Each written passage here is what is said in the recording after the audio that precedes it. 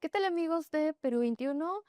Bienvenidos a una entrevista. En este momento me encuentro con el ex ministro de Educación y del Wexler, quien ha venido hasta nuestro estudio para presentarnos su nueva publicación académica, La Evaluación Formativa Escolar, una reforma educativa en el Perú. La presentación es esta tarde en el auditorio de la Derrama Magisterial en Jesús María y el reconocido docente, palmas magisteriales también y otros reconocimientos está aquí para contarnos todos los detalles acerca de esta publicación.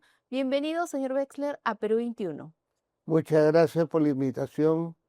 Un saludo para su directora, la reconocida periodista Cecilia Valenzuela, y un saludo para ti, Cris, y para todos los amigos y amigas que nos están viendo y escuchando.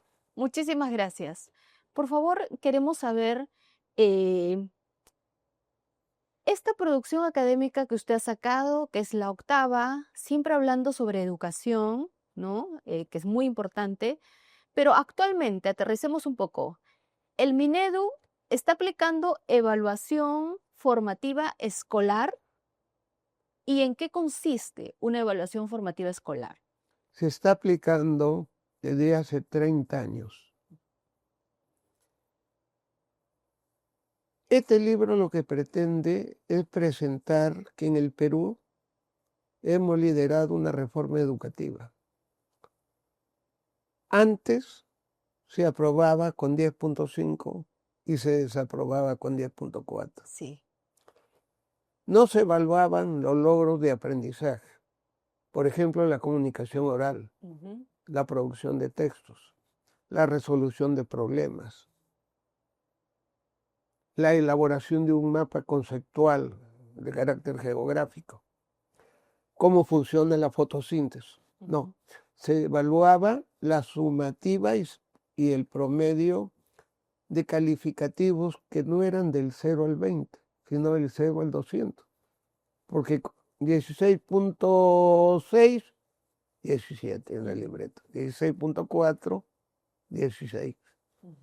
Entonces, el año 90 fuimos convocados, Luis Guerrero, la psicóloga Elisa Galvez, director del Colegio ALEP, y el que habla para hacer una propuesta.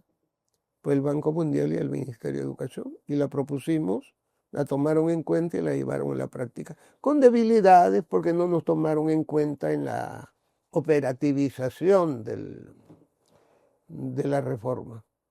Y comenzó, pero en el año 2000 yo fui designado viceministro, entonces la cogí con todas las manos, la fortalecí, la conceptualicé, la implementé, la programé, y la reforzamos en inicial y primaria. La evaluación formativa tiene por finalidad hacer un seguimiento del proceso de enseñanza-aprendizaje de acuerdo a la evaluación de los resultados o logros de aprendizaje de los alumnos. Por ejemplo, en comunicación, y los televidentes van a entender porque estoy con una destacada periodista. Y aquí estamos comunicándonos oral y audiovisualmente. ¿Qué hay que evaluar en esta entrevista? La comunicación oral. Si hay coherencia, si es entendible, si es juiciosa, si es crítica, si es comprensiva. Eso es lo que hay que evaluar en las áreas de aprendizaje de comunicación, ya sea en español, ya sea en inglés, ya sea en italiano, y ya sea a través de medios impresos, medios televisivos, medios radiales o medios digitales. Esta evaluación formativa se desarrolla durante todo un año. Si tú al comienzo el profesor te enseña la comunicación oral a través de varios criterios e indicadores, que son los desempeños, como la entrevista, por ejemplo. Claro. Y no funcionó, voy a tener un calificativo promedial, no promedial, sino en el bimestre de C, porque no camino, pues estoy en inicio. O sea, Sí. Perdón que lo interrumpa. ¿No es responsabilidad del estudiante o digamos el apoyo que haya recibido o no en casa de que el alumno tenga en el registro C? Es responsabilidad primero del alumno. Tiene que haber preocupación de la casa, de los padres de familia y también del profesor, porque hay que ver por qué el alumno no aprende. No dejarlo ahí. No dejarlo ahí. Por eso es formativo, porque del resultado de la evaluación viene una reflexión para trabajar con la casa y con el alumno para recuperar y en el segundo bimestre tenga una comunicación oral mejor. Y el profesor retroalimenta, recupera, refuerza, el alumno se esfuerza, estudia más, la madre y el padre se preocupan más. Y en el segundo bimestre mejoró. Y entonces ya está en proceso. Y tiene ver. Está funcionando entonces la evaluación formal. Pero ve, no es suficiente, porque no logra todavía comunicarse oralmente a través de este instrumento que es la entrevista, con coherencia, con fluidez, con movimiento gestual. Y entonces hay que trabajar más. Y en el tercer bimestre ya logró. Y se llama logro esperado o satisfactorio, se cualifica con A. Con eso tú podrías estar ya satisfecho. Pero no. El año 2005, nuevamente cuando yo era viceministro, yo veía, pues, porque la ventaja que tengo modestamente es haber sido maestro de aula 30 años. Del León Pinelo. En el León Pinelo, y ha sido también maestro en la escuela pública, en Independencia, así que a mí no me van a contar cuentos los técnicos y los teóricos de la educación. Y yo veía que mis alumnos en el León Pinelo y en la escuela pública donde regresé tenían resultados destacados, muy buenos. No podían quedarse en logro esperado, suficiente o satisfactorio con él. Entonces, cuando volví al ministerio en 2004, reuní a todos los directores y les pregunté, ¿cómo hacemos para evaluar este logro? Hubo una discusión ahí, no llegamos a nada. En una de esas noches de insomnio que uno tiene cuando es alta autoridad, yo dije, el logro es A. Y destacado el D. Entonces, AD. Fui al siguiente día y le propuse, ¿qué tal? C, B, A y AD. Y desde 2004, 2005, implantamos el logro de aprendizaje destacado, AD. Entonces tenemos 4 niveles de logros educativos evaluables. C, en inicio, con dificultades. B, en proceso, en camino. A, logro satisfactorio esperado. Y AD, logro destacado, logro muy bueno. Es una utopía pensar que los estudiantes peruanos y hay muchos extranjeros que están estudiando aquí también, puedan finalizar el año o tener en cada bimestre sus calificativos A y AD. Eso es lo que debemos aspirar. Ahí hay una tergiversación de algunos técnicos y funcionarios del ministerio que ahora han tratado de corregir en una resolución viceministerial del 2004 con la viceministra María Esther Cuadros, de que se puede poner en el primer bimestre AD. Si el logro del alumno es destacado, ¿por qué no ponerle AD? Pero hay una costumbre, y esto es en colegios particulares y públicos, que yo les pido corrijan. Si un alumno tiene el logro destacado, en el primer bimestre póngale AD, o en el segundo, en el tercero. Y a veces pues ocurren cosas en la vida estudiantil que pueden bajar y tener después A, después B o C. No, es que si le pongo A, B, ya no puede tener B o C. Sí puede haber casos excepcionales de ese tipo.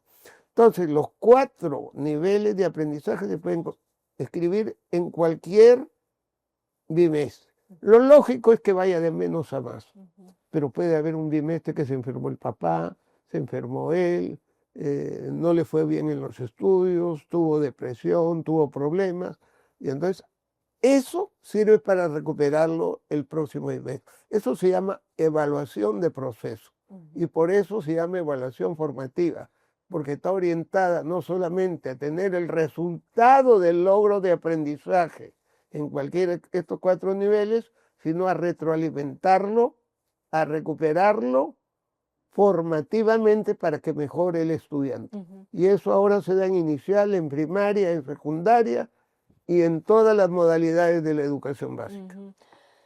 ¿Cómo debe ser la figura actual de un docente? Eso, entender que no se evalúa para jalar, que no se evalúa para descalificar, que no se evalúa para cuantificar, se evalúa para ver cómo van los aprendizajes de los alumnos y tomar decisiones de mejoramiento y retroalimentación en el proceso de enseñanza-aprendizaje. Por eso el maestro tiene que ser capacitado, porque la evaluación tiene que servir como una herramienta para formar al alumno. Y ahí hay debilidades en los últimos 10, 15 años en el ministerio, donde 10 años aproximadamente, 15 años, en la capacitación continua, que ahora se está tratando de retomar. Los maestros necesitan, y el libro lo plantea, porque el libro tiene también su carácter crítico, habla de la historia, de lo bueno, pero también plantea críticas. Y una de las cosas que quedan pendientes es la formación continua de los maestros, pero con gente que alguna vez haya evaluado. Porque a veces los evaluadores, los técnicos, los directivos, nunca han entrado a un aula, nunca han enseñado, nunca han hecho una matriz de evaluación. Entonces, ¿cómo van a enseñarle a los maestros? Entonces, esa es una tarea pendiente que el libro plantea como crítica, como plantea como crítica lo que tú me dijiste antes con respecto a que sí se puede poner a D o A en los primeros periodos. Y plantea como crítica la normatividad excesiva del ministerio. Si tú lees, o los amigos que van a leer el libro, hay 4 capítulos que es una normatividad, como diría algún cómico, horrorosa. Eso tiene que cambiar. Los requisitos de promoción y repitencia tienen que ser más sencillos. Así lo hicimos hasta el 2010, hasta el 2011.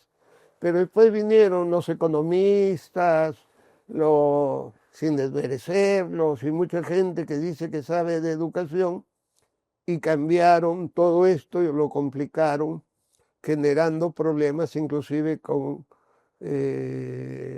la comunicación de la evaluación con los padres de familia. Entonces, ¿ha habido una reforma educativa? Sí. ¿Estamos en camino de la evaluación formativa? Sí. ¿Hay que hacer mejoras? Sí. Formación continua, simplificar los criterios, los requisitos de promoción y repitencia y hacer una normatividad más sencilla. Para usted, la persona que debe estar en el Ministerio de Educación tiene que ser un educador capacitado técnicamente, académicamente y que haya pasado por las aulas para que conozca la realidad de los alumnos, de los padres de familia y de los profesores. Es lo ideal. Lo digo por experiencia propia. A mí en el ministerio los técnicos no me van a contar cuentos. Pero han habido buenos ministros con los cuales yo he trabajado como viceministro, que han sido profesores universitarios, rectores universitarios. Hay ministros que no necesariamente han estado en el aula de la educación básica, pero sí en el aula de la educación universitaria, pero se reúnen con un equipo de maestros. Muchos ministros se reúnen con viceministros que son igual que ellos, o son economistas, o son sociólogos, son antropólogos, o a lo mejor han estudiado una maestría en educación, pero eso no es suficiente. Si yo soy ingeniero, maestro universitario, o soy economista y me rodeo de viceministros, de directores, que han sido maestros de aula, está bien. Pero si no tienen que ver con la educación, ahí sí estamos en Ahí estamos en problema. Y la ralentización de esta reforma que usted emprendió, ¿debido a qué factores qué factores han sido determinantes para que se produzca una ralentización de esta reforma en la educación formativa? Que en el mundo se hablaba que había que evaluar los logros educativos. Y yo veía que en mi colegio, en el León Pinelo, en inicial sí se evaluaban los logros educativos, pero en primaria y secundaria no, estoy hablando de un colegio de alto nivel. Y en los colegios públicos había eso pues del 10.4 y el 10.5. Entonces, cuando nos encargan la elaboración de la propuesta a fines del 90, a Luis Guerrero, a Elisa Gálvez, que es la que hace el prólogo y que van a estar en la presentación esta tarde a las 6:30, aquí, invito a todos en el auditorio de la derrama magisterial, hicimos esta propuesta. Pero a partir de la experiencia de León Pinelo y de los fundamentos teóricos que habían en el mundo. Y se concretó, y cuando llegamos al 2000 yo era viceministro pedagógico. Y mi ministro, Marcial Rubio, me dio todo el apoyo, llevé a maestros experimentados y fortalecimos la reforma el 2005, porque como yo fui casi 10 años viceministro, le pude hacer continuidad. Tengo que reconocer que después se continuaron. Tengo que reconocer también que el ministro Saavedra en el 2016 la amplió a secundaria y a la educación básica. Lo que tengo que lamentar es que los que han hecho los criterios de promoción y repitencia en 2019 y luego no se han mejorado a pesar de las críticas que he hecho en mis columnas, en mis charlas, me he reunido con las autoridades, son fundamentalmente en los requisitos de promoción y repitencia y en este tema de que solamente se puede poner AD en el último bimestre y no en los primeros. Ahora, sí es bueno responder a esta pregunta, estimada Cris. ¿Por qué vale el nivel de aprendizaje del último periodo? Si tú tienes 4 periodos y tienes C, B, A, y en el último periodo tienes un logro destacado en la comunicación oral, en la resolución de problemas utilizando suma y resta, en la producción de textos escritos, en la comprensión de las propiedades de la materia, por dar algún ejemplo. ¿Cuál es el logro de aprendizaje valorable que alcanzaste? El último, ¿cierto? Claro. Entonces, por eso es que en la evaluación formativa lo que vale es el nivel de aprendizaje del último periodo de estudios. A veces los chicos dicen, ¿para qué voy a estudiar el primero, segundo y tercero si el que vale es el último? Es que si no estudias el primero, el segundo y el tercero, el último no vas a sacar un buen logro de aprendizaje. Eso es lógico, es natural. Entonces los chicos hay que decirles que si el primero, segundo y tercero no trabajan bien, no estudian bien, no aprenden bien, no van a tener un buen nivel de logro de aprendizaje. De ninguna manera van a tener A ni AD. Muchas gracias, señor Wexler. No, a ti, Cris. Muchas gracias por la entrevista. Y no se olviden, hoy, 6:30 de la tarde, en el auditorio de la derrama magisterial, los espero. Estará Federico Salazar, colega tuyo. Estará Erika Dulkenberg, psicóloga y educadora egresada de la Universidad de Harvard. Y el profesor Lucio Castro, maestro y secretario general del SUTE. Nos vemos a las 6:30 en el auditorio de la derrama magisterial. Así es, llegamos al final de la entrevista. El señor Idel Wexler, exministro de Educación, ha dado todas las indicaciones sobre esta cita esta tarde en la derrama magisterial. Y se va a vender con un gran descuento a todos los que vayan. Ya saben, entonces, descuento por la compra de la evaluación formativa escolar, una reforma educativa en el Perú. Todos están invitados. De Editorial Crisol de la derrama magisterial. Perfecto, muchísimas A gracias. ti, Cris. Nos reencontramos en otra entrevista. Muchas gracias por haberse conectado, amigos.